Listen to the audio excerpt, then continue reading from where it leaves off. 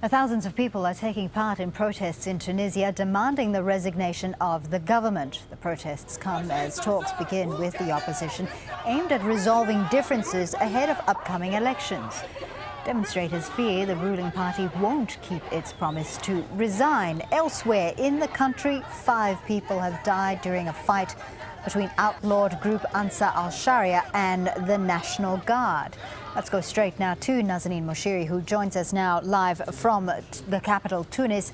Nazanin, now these are 2 separate incidents. Let's first deal with the clashes. What more can you tell us about the fighting? Well, it's ongoing. It's in the centre of Tunisia, in the governorate of Sidi Bouzid. It's about a 4-hour drive from Tunis.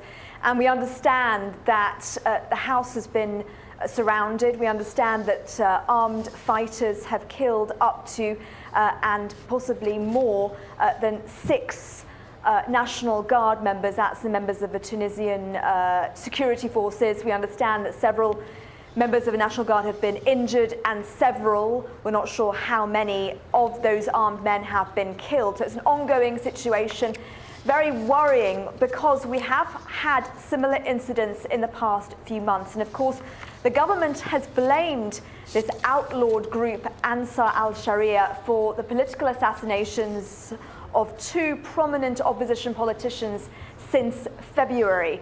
And there's been fighting going on. A number of military people have been killed in this fighting.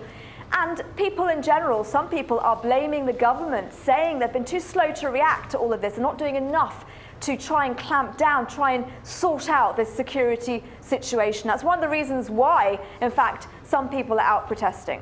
All right, Nazanin, let's talk about those protests. Now, the government has previously said that it will resign in 3 weeks.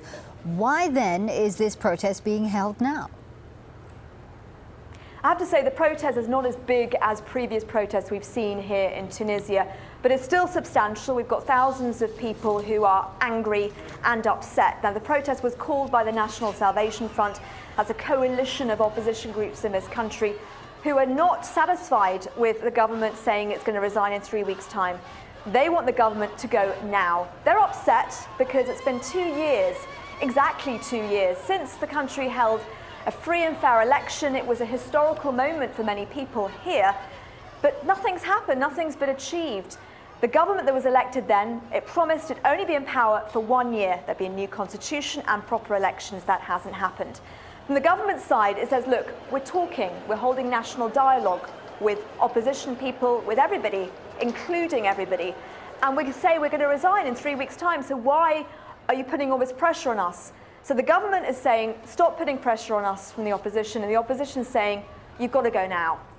All right, Nazanin, thank you very much for speaking to us. Nazanin Moshiri there, talking to us from Tunis.